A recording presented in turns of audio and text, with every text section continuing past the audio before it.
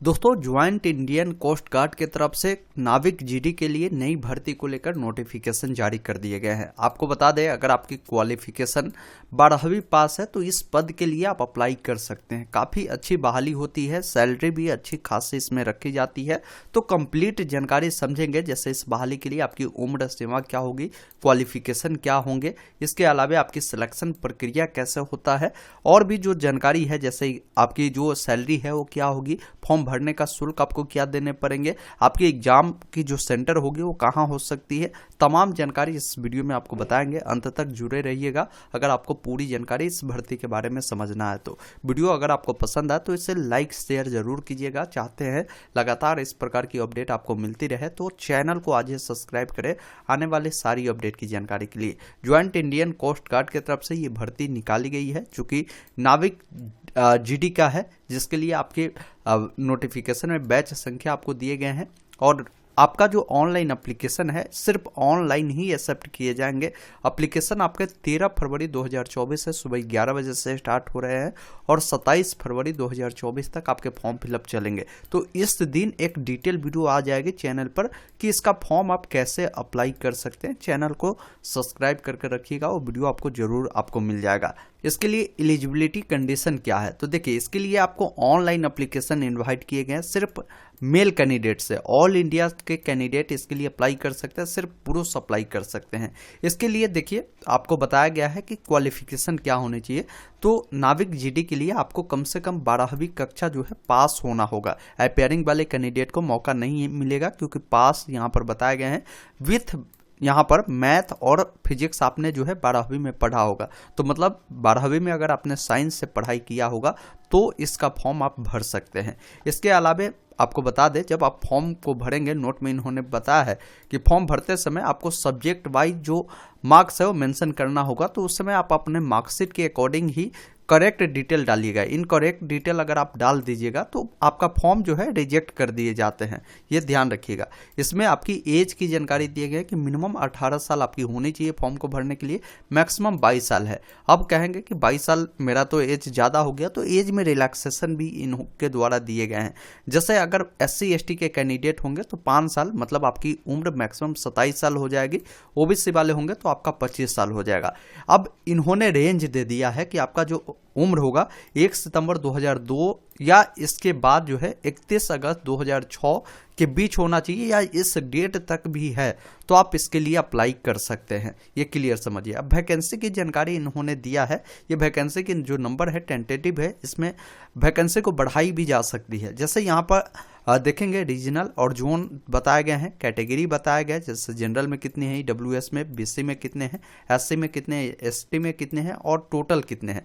जैसे यहाँ पर देखिए बताया गया है जोन में, नॉर्थ जोन में जो जनरल के कैंडिडेट हैं, जनरल के लिए 31 सीटें हैं, EWS के लिए 8 है और BC के लिए देखेंगे, OBC के लिए 17 है, SC के लिए 8 है और SC ST के लिए 8 है, SC के लिए 14 है। कुल मिलाकर 79 सीटों पर बहाली है। अब नॉर्थ में कौन कौन से स्टेट आ जाते हैं तो उसकी जानकारी इन्होंने नीचे बताया है। जैसे नॉर्थ में जम्मू कश्मीर आ जाता है, दिल्ली आ जाता है, हरियाणा आ जाता है, पंजाब आ जाता है, राजस्थान, उत्तर प्रदेश आ जाता है, हिमाचल प्रदेश आ जाता है, उत्तराखंड, चंडीगढ़, ये सब स्टेट इसमें आ जाता है। इसके अलावा वेस्ट में देखेंगे बहाली जो है 66 पदों पर है। वेस्ट में जो स्टेट आता है वो चंडीगढ़, महाराष्ट्र, केरला, मध्य प्रदेश, कर्नाटका, गोवा, दादर नगर हवेली, दादन द्वीप और लक्षद्वीप इसमें आ जाता है। इसके अलावा यहाँ पर देखेंगे नॉर्थ ईस्ट में बिहार हो गया, वेस्ट बंगाल, झारखंड, असम, त्रिपुरा, मेघालय, मणिपुर और नागालैंड, अरुणाचल प्रदेश, मिजोरम, सिक्किम और ओडिशा इसमें आ जाता है। इसमें बहाली की संख्या 68 यहाँ पर बताए गए हैं। बाकी यहाँ पर देखेंगे ईस्ट में जो बहाली की संख्या है 33 है।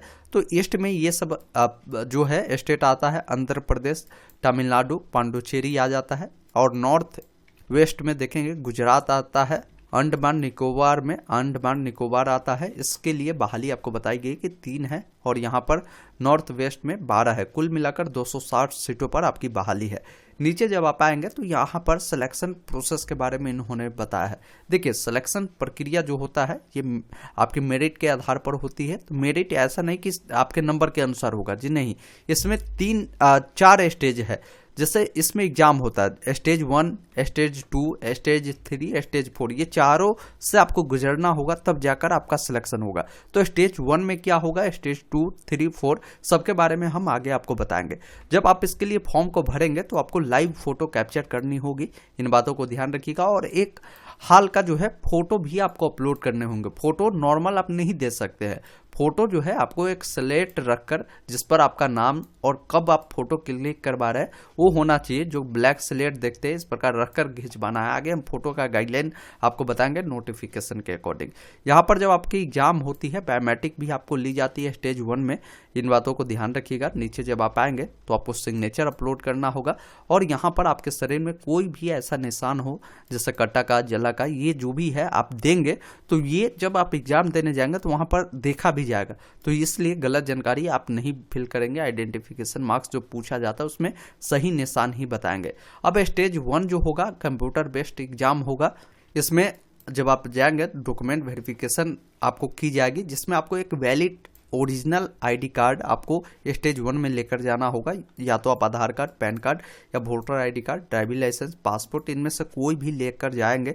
ये नहीं लेकर जाएंगे तो फिर आपको परीक्षा हो सकता है नहीं देने दिया जाए। एडमिट कार्ड आपको कलर फुल प्रिंट आउट निकाल कर आपको जाने होंगे।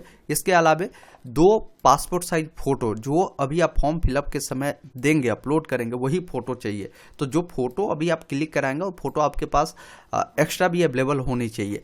बाकी जो SC ST वाले कैंडिडेट है इनको ओरिजिनल अपना कैटेगरी सर्टिफिकेट भी लेकर जाने पड़ेंगे, इन बातों को आप ध्यान रखिएगा। बाकी नीचे जब आप आएंगे तो इनके द्वारा बताए गए हैं कि जो आपके स्टेज 1 होंगे तो इसमें 2 सेक्शन होंगे, सेक्शन 1 और सेक्शन 2। सेक्शन 1 जो आपका होगा इसमें 50 नंबर का होगा, लेकिन स्टेज 2 भी सेक्शन 2 में देखेंगे आपका सेक्शन 2 में भी बताया गया कि 50 नंबर का होगा। तो कुल मिलाकर इसमें आपको पासिंग मार्क्स उन्होंने बताया कि अगर कोई जनरल, EWS, OBC वाले होंगे तो इनको 50 नंबर लाने होंगे। मतलब आपका सेक्शन 1 में और सेक्शन 2 में दोनों में मिलाकर 50 नंबर लाने होंगे। अब सेक्शन 1 में कितने का एग्जाम होगा तो इसमें बताया गया है कि आपका जो टोटल प्रश्न होंगे ये 60 नंबर के होंगे, जिसमें आपको मैथ से 20 नंबर के प्रश्न पूछे जाएंगे, साइंस से 10 नंबर के, इंग्लिश से 15 नंबर के, रीजनिंग से आपको 10 नंबर के और GK से 5 नंबर के। कुल मिलाकर 60 नंबर के यहाँ से आपको प्रश्न देखने को मिलेगा। समय आपको यहाँ पर बताया गया है कि 45 मिनट दिए जाएंगे, एक प्रश्न 1 अंक का होगा। इसमें निगेटिव मार्किंग नहीं होता है, उसके बारे में हम आगे बात करेंगे। इसमें मिनिमम पासिंग बताया गया है कि अगर आप सेक्शन 1 का एग्जाम देते हैं तो 60 में मिनिमम है, ये नहीं कि इतना लाएंगे तो सिलेक्शन होगा जी, नहीं। इसमें जितना बेहतर लाएंगे उतना अधिक चांसेस होता है आपके सिलेक्शन होने का। वही कोई SC ST वाले होंगे तो 27 नंबर कम से कम लाना है। अब यहाँ पर आपकी जो सेशन 2 होगी इसमें मैथ से आपको 25 नंबर के प्रश्न होंगे और फिजिक्स से 25 नंबर के, कुल 50 मार्क्स के 50 क्वेश्चन पूछे जाएंगे। 30 मिनट का समय मिलेगा। इसमें पासिंग मार्क्स दिए गए हैं कि जनरल, EWS, OBC के लिए कम से कम 20 मार्क्स लाना होगा, SC ST के लिए कम से कम 17 मार्क्स आपको लाने होंगे। इसका सिलेबस जो होगा ये 12 स्तर से पूछा जाएगा। फिजिक्स, मैथ से प्रश्न आपको देखने को मिलेगा और जो आपका सेक्शन 1 होगा इसमें प्रश्न पूछे जाएंगे ये 10th स्तर की ही होगी। यहाँ पर इन्होंने बताया है, यहाँ पर जो भी आपको पासिंग मार्क्स दिया गया है तो दोनों को जोड़कर, ये नहीं कि आप एक में पास कर गए दूसरे में फेल कर गए तो फिर आप फेल ही माने जाएंगे। दोनों मिलाकर बता दिया गया है कि सेक्शन 1 और 2 दोनों मिलाकर कम से कम आपको 50 लाना होगा। सेक्शन 1 में 30 और सेक्शन B में जो है आपको 20 लाना होगा। इसी अनुसार कोई SC ST है तो उनको यहाँ पर बताया गया कि इतना लाना होगा। तो ये आपने समझ गया होगा। नॉर्मलाइजेशन मार्क्स के बारे में यहाँ पर जानकारी दिए गए हैं। बाकी नोट में इन्होंने बताया है कि आपका जो एग्जाम होगा, जो भी आपके पेपर होंगे, क्वेश्चन पेपर होंगे, ये ऑब्जेक्टिव टाइप होंगे, जिसमें 4 विकल्प आपको दिए जाएंगे। जो सही लगे उससे आप टिक करेंगे।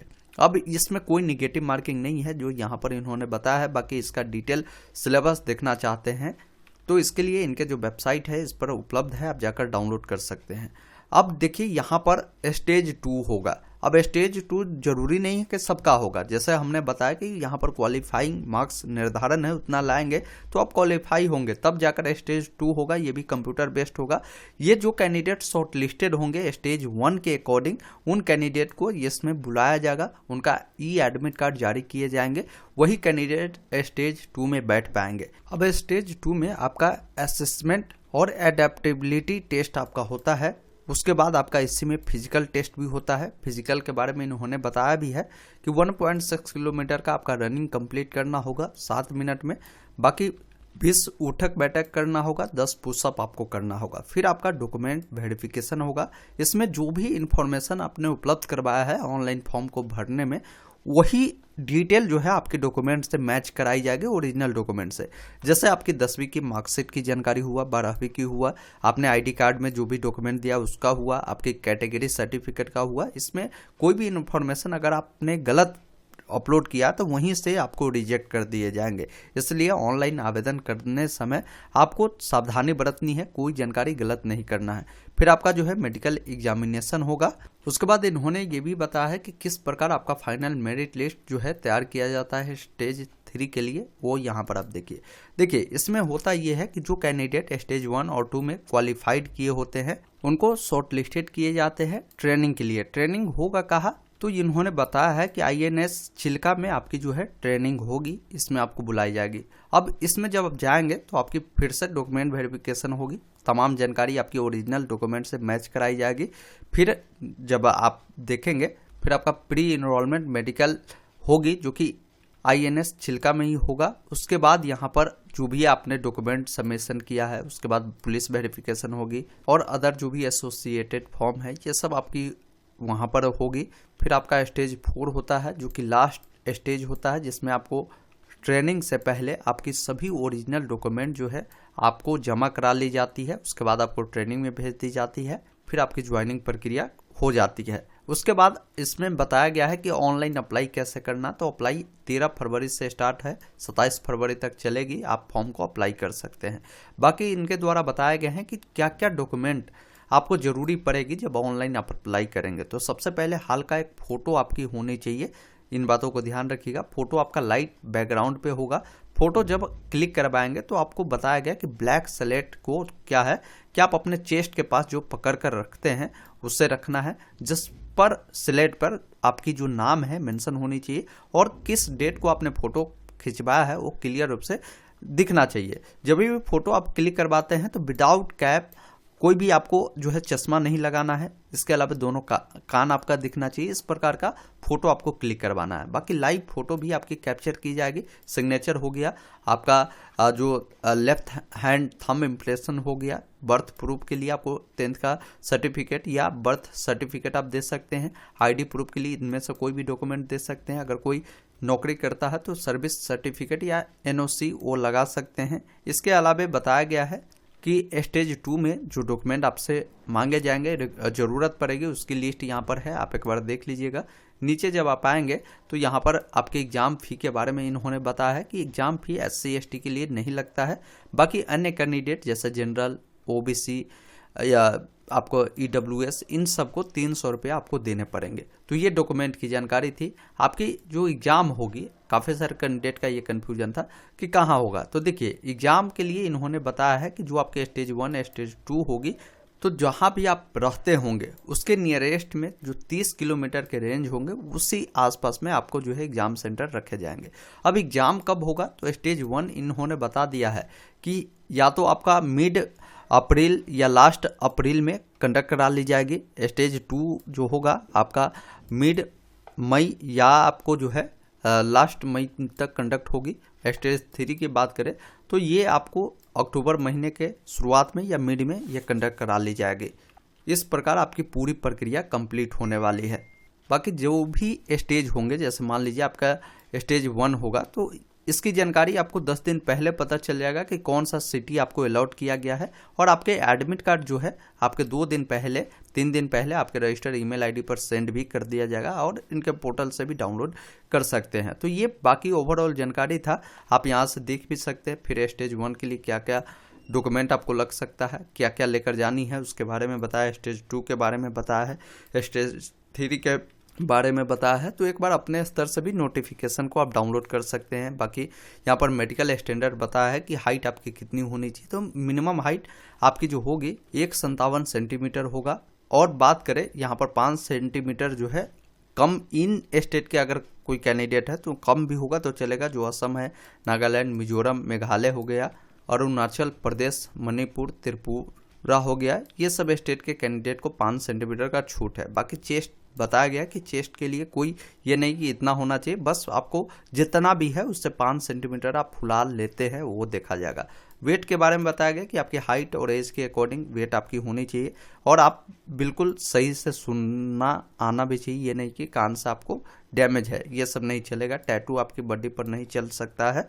इसके अलावा ट्रेनिंग के बारे में बताया गया कि आप सभी का टेंटेटिव बताया गया है कि या तो शुरुआत में या तो लास्ट सितंबर में आप सभी का ट्रेनिंग INS चिल्का में कंडक्ट होगी।